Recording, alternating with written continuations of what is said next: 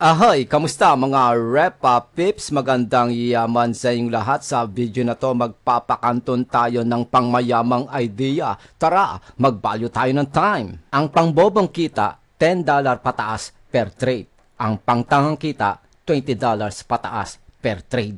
Bago kang mga has na mag-trade and scalp, tanungin mo muna sa tumbong mo kung magkano nga ba ang nais mo sanang kitain. Yung feeling mong kompleto, kontento, masaya ka na. Sa madaling salita, mag-set up ng goal.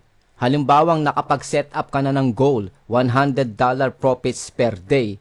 Tanungin mo uli ang bayag mo kung realistic ba siya or non-realistic para matanto mo nasa yung very realistic versus sa fantasy na assumption and expectation. Sige, isa talaga natin, $100 profits per day. Remember, pambobong kita, $10 pataas per trade. Pangtangang kita, $20 pataas per trade. Sa paano mong way tatamaan ang $100 profits na goal mo sa iisang araw na pagte-trade? Tignan natin. Mag-start tayo sa pangbobong kita. Unang taya, pangbobong kita. Pangalawang taya, pangbobong kita. Pangatlong taya, pangbobong kita. Pang-apat na taya, pangbobong kita. Panglimang taya, pangbobong kita. Pang-anim na taya, pangbobong kita. Pang-pitong taya, pangbobong kita. Pang-walong taya, pangbobong kita. Pang-siyam na taya, pangbobong kita. Pang-sampung taya, pangbobong kita. Ibig sabihin, sa buong 24 hours kang na magte-trade and scalp kay stocks, forex, crypto, lalo na ito, forex yung pinag-uusapan natin dito, you gotta have at least 10 winning trade counts para tamaan mo ang $100 profits per day na iyong goal. Gets? I-level up natin yung kabobohan na yan sa pangtangang kita. Pangtangang kita, unang taya. Pangtangang kita, pangalawang taya. Pangtangang kita, pangatlong taya. Pangtangang kita, pang-apat na taya. Pangtangang kita, panglimang taya. Ibig sabihin, kinakailangan mong maka-generate 5 winning trade counts lamang sa buong 24 hours na mag-trade ka para panalunin mo ang $100 profits na goal mo per fucking day. Gets? I-remix natin ngayon ang kabuang idea. Mag-think inside and out of the box. Parang awa sa sarili, mag-value ng time. Sabihin na lang natin, per day, ang goal mo, manalo ka lang ng pangbobong kita. Sa buong 24 hour, isang trade lang, pangbobong kita. So, sa loob ng isang buwan, ito pwede mong maging yaman sa iyong kabobohan. $200. You do the fucking math kung nakapesos yan. Sa loob ng isang buwan, all you have to do, make 20 trade counts. Sa isang araw, isang beses ka lang magte-trade, tamaan ang $10 na profits o $10 na goal isang araw. Sa loob ng isang buwan, mayaman ka na ng $200. Pangtangang kita, paano diskarte? Simple lang, ganun pa rin kung anong ginawa mo sa pangbobong kitaan. Kinakailangan mo lang accumulate ng 20 trade counts, 20 winning trade counts sa buong MA20 o buong isang buwan.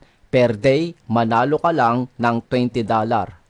Ang goal mo lang per the whole 24 hours sa kada isang araw, $20 lang. At ito pwede mo maging yaman.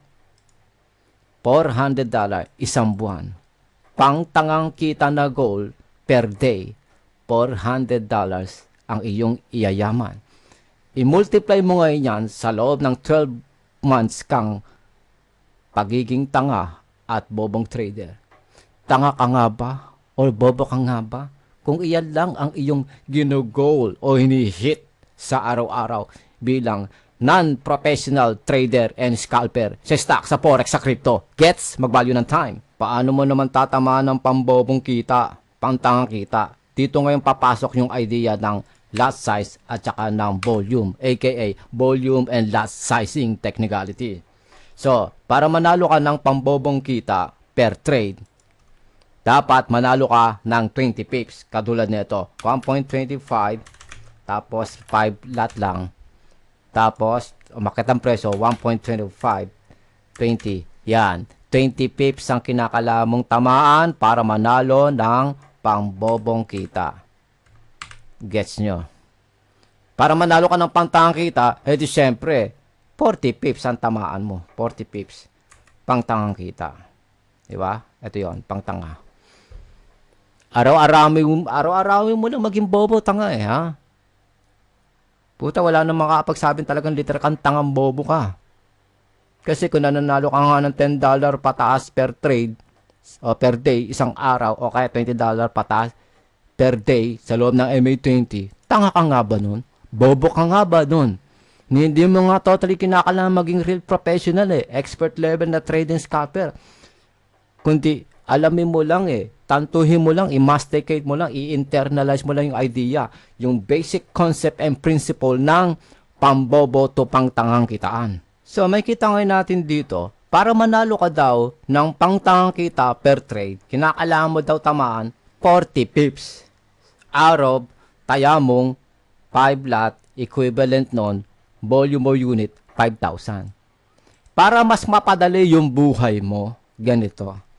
Taasan mo yung lot size mo para konting kembot lang ng pips, sapul na yung pambobo man o pangtangang kita na goal mo per trade o kaya per day. Katulad nito, imbis na 5 lot, imbis na 20 pips, i-aim mo na lang 10 pips. Paano diskarte? 10 pips. 1.25, 20 lot. Kung tutusin, 10 lot lang eh. Tapos, 125, 10 pips lang, pambobong kita na yon. Yan o, 10 pips lang. Ngayon, ganyan pa rin. 10 pips pa rin ang i-aim mo para tamaan yung pangtangang kita naman. Gawin mo, taasan mo yung lot size, 20 lot. Yan, pangtangang kita. Ngayon, i-remix pa uli natin. Yung mas madali, mas doable, mas reachable, mas achievable. Konting utot, kembot lang ng presyo. Paano? E di lakihan mo pa rin yung volume o yung lot size.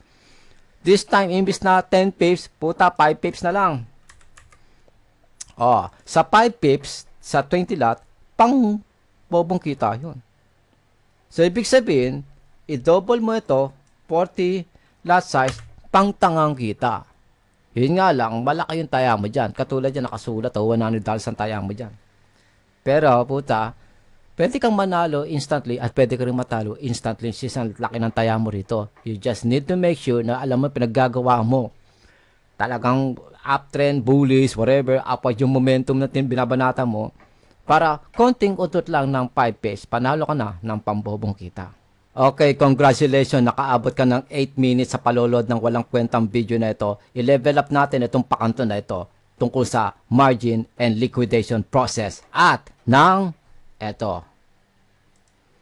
Pag-usapan natin yung balance, equity, margin, pre-margin, percentage, pre-margin. Okay, magsimula tayo sa may balance. Sabihin na natin, nag-deposit ka ng $100. Ngayon, bumili tayo ng 1.2500 ng 10 lot.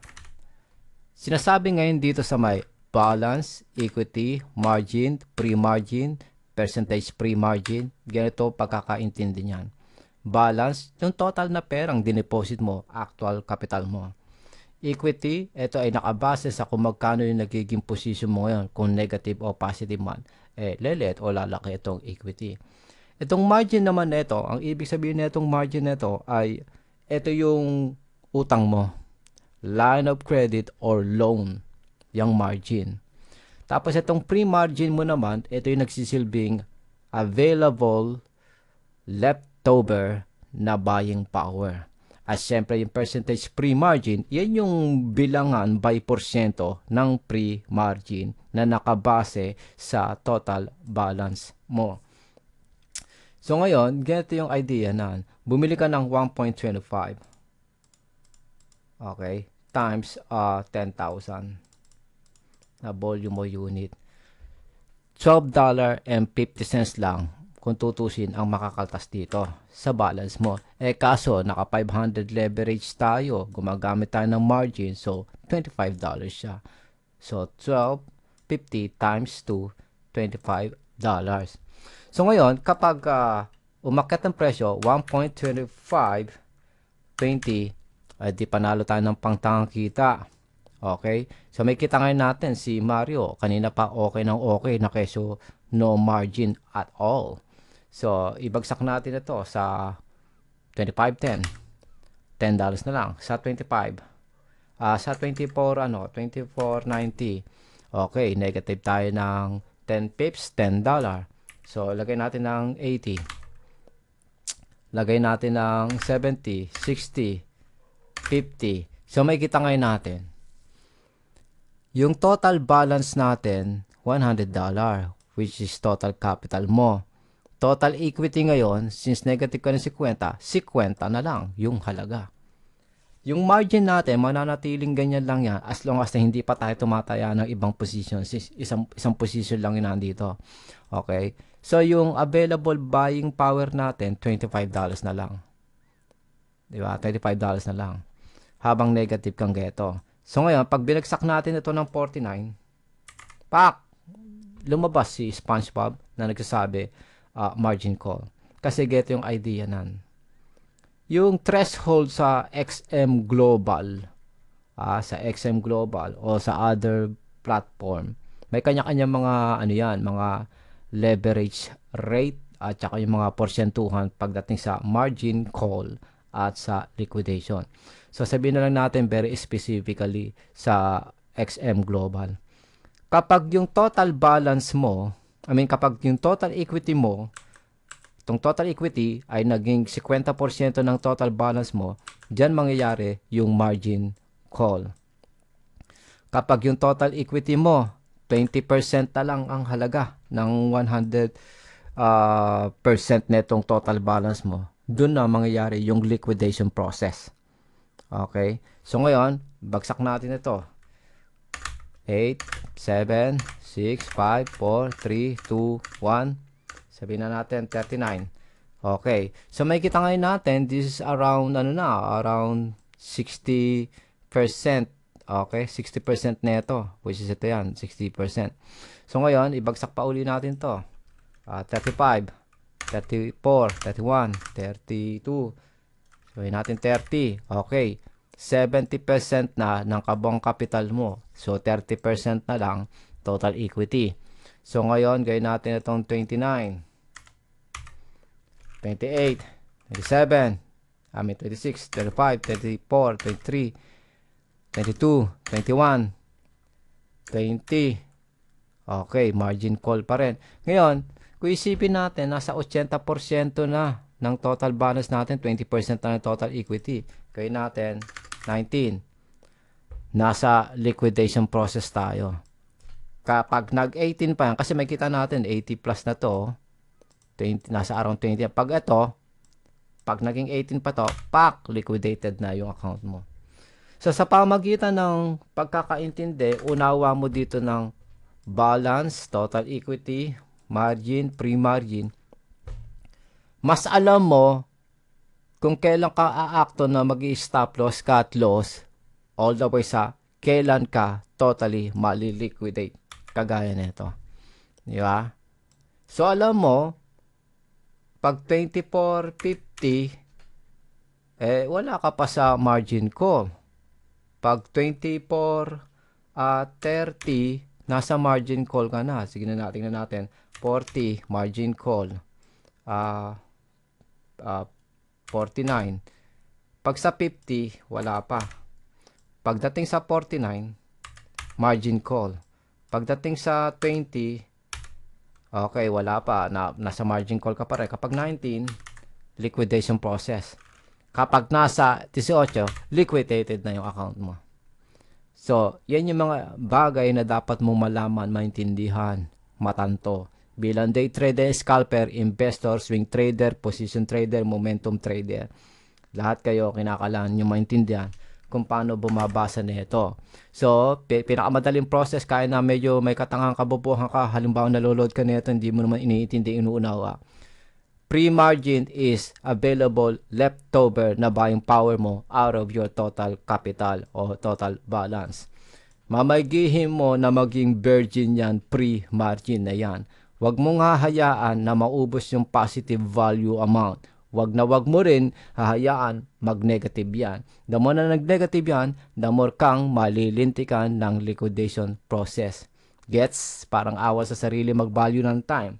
Ngayon, kung gusto mo pang matuto ng whatever shit na kagaguhan na katulad na napapaload mo ngayon, yun na nga, optional. Come and join my fucking online masterclass. Alex Sonce, one of a kind, online masterclass. Matututo ka ng kung anong klaseng kabaliwan, katulad ng nilalaman netong Alex Sonce Pro dashboard. Ginagamit ito pang stocks, forex, crypto, US stock market, Philippine stock market, forex, and crypto.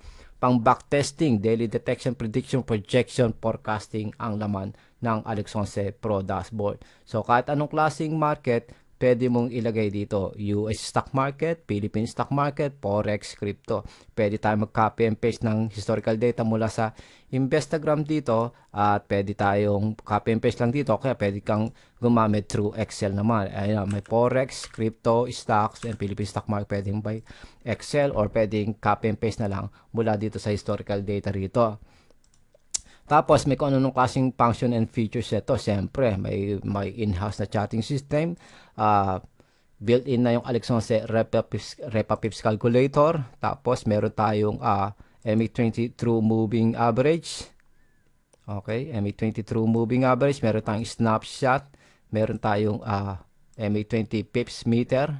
At meron tayo dito na daily income na parang account ledger mo. Tapos yung recovery process mo. Halimbawa panalo-talo ka, magkano sumatotal lahat yan. At all the way ta makikita mo yung dito sa tungkol sa lot sizing, leverage and account type para hindi ka na nababaliw kung paano mo iisipin yun. So, bukod pa doon ay ito nga, pwede natin tignan yung built-in na chart dito. So, focus tayo sa may candlestick versus historical data sa ilalim. Okay, pwede tayo mag-focus sa may range versus dito sa historical data na kung saan napaka-importante itong range na to na mismo yung tinuturo sa aking online masterclass. At ito yung negative percentage ratio na isa sa napaka-importante na matutunan ng lahat ng aking estudyante. Ito yung historical data, may kita natin dito na kung saan parang ito lang din yan. Pero pa horizontal. Tapos dito pwede mong i-double check by day, by week, by month, pwedeng dual or single chart dito para pag nagba-backtesting ka or whatever. At syempre, may other function dito. Kunyari, ito yung support and resistance. Tapos yung numeric number nito na kung saan gamit yung Alex Sonce numbering technique. Tapos yung risk management system natin dito na kung saan kung ano ba nagpatalo ka, nasunog ka, whatever. Magkano ano. Tapos ito kunyari, deposit ka $100. Deposit ka ng $100. Tapos nanalo ka ng like 0.005 pips. Ito na agad kikitain mo kung $100 ang taya mo o sumatutalo mo. Pag $20 lang, manalo ka ng 5 pips. Ito na nga, di ba? Mabilis ang computation. Meron pang Philippine stock market na calculator dito. At meron din tayong portfolio manager. Kunyari, kung anong klaseng stocks na tinitira mo sa stock market, pwede mo ilagay dito at i-save. At syempre, pwede rin natin makita rito ito yung estimation kung ilang pips ang pwedeng, kung ilang lot size and volume ang pwedeng mabili, magkano sumatotal na buying power mo. Teka, parang parehas lang din yata ito. Teka, parang parehas lang itong nakalagay dito. Kinakailangan pala baguhin ko yan. Tapos, ito yung account ledger na kung saan, kunyari, na-liquidate ka ng $50 o ng $200. Sa pambobong kita, kinakailangan mo lang kumita ng, kinakailangan mo lang ng 10 trade counts. Okay, sabi, sa pambobong kita, 10 trade counts para may panalo mo sarili mo ng, ayun nga, $200, whatever. Tapos, main target mo, $10, tapos 20 trade counts para panalunin mo yung 200 na na-liquidate sa'yo. Pangtangang kita, $20 per trade. 10 trade counts lang, marirecover mo na. So ngayon, titignan mo ngayon dito, magkano nga ba ang $20 per day? Sa 55 pesos per $20. So may kita natin, ito yung 100% na success rate by daily, weekly, monthly. Ito yung 100%, ito yung 75%, ito yung 50%, ito yung 25%. So kung mananalo ka lang ng $20 per day, ito na agad yung potential mo maging ito yung mga success rate mo, 25, 50, 75, 100% sa loob ng isang buwan within MA20. Halimbawa, nag-liquidate ka ng 200, ang diskarte, ito nga, kinakailangan mo lang kumita ng pambobong kitang style, 20 times mong gawin yon sa isang araw, marirecover mo na ito. O kaya, $10 per day lang kitain mo sa loob ng MA20, marirecover mo na yung 200 na na-liquidate sa'yo. O kaya, pwedeng pang tangang style, $20 per trade, sa loob ng isang araw, 10 beses ka lang magte-trade, marirecover mo na yung $200 na patalo mo. Tapos ito nga, may built-in na charting system ito at whatever set, may kung anong klase mga function o features yan dyan. Pwede natin palitan sa may VWAP, OSLC, high-low versus average and everything, at kung ano nung klaseng kabalbalan dito nakalagay dito. Which is napaka-importante rito yung positive percentage ratio na ito at saka yung negative percentage ratio. Pwede mong i-zoom in, zoom out, pwede mong lakihan, letan yan. Ganon. At siyempre, pwede ka maglagay ng some kind of like, kunyari, indicator na geto, na keso, falling wedges, rising wedges, blah, blah, blah, blah, blah. Diba? Kunyari, ito, pwede ka maglagay dito ng ano. Yan, ito, consolidation sa ilalim, falling, pricing wedges, tapos double top, falling wedges, tapos pricing wedges naman dito, blah, blah, blah, blah. Parang ganon. So yeah, ito pang early detection, prediction, projection, daily forecast, ginagamit ang Alex 11 Pro dashboard sa stocks, forex, crypto, pang backtesting, pang technical analysis mo, mas mapapadali ang process. Bukod sa may automatic detection, prediction, projection o daily forecast na ito, makikita natin dito may daily forecast yan. Tapos kung ano man tatama sa mga SMA, WMA, kung mag-bounce back, magre-reversal, may sinasabi ng mga value amount dito versus sa kung ano mga pinagsasabi na computation dyan, meron na rin automatic MA5 na prediction kung ano pwedeng tamaan, which is tinamaan nga yung prediction dito. Ako sa October 27 versus nag 123.90, diba? So, may kung anong klase mga computation estimation dito na kanyang na-detect, predict, project at early age. Kagaya ng sinasabi dito sa may MA20 na moving average, true moving average, at saka lalo na dito sa snapshot na ito. Buo sa idea, sinasabi na agad sa'yo kung ano yung magiging potential support and resistance na andito na rin. So, kung halimbawa, hindi ka pa magaling, marunong mag-detect, predict, project mag-isa mo, sa pamamagitan ng Alex 11 Pro Dashboard, mapapadali ang buhay mo.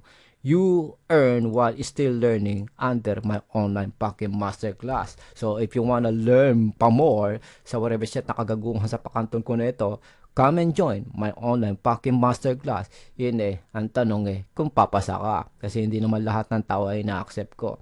Bago ka makapag-avail nito, syempre, message at kinakailangan tawagan pa ako para malaman ko kung qualified ka, kung pasok ka sa aking online Masterclass. Parang awa sa sarili, mag-value ng time.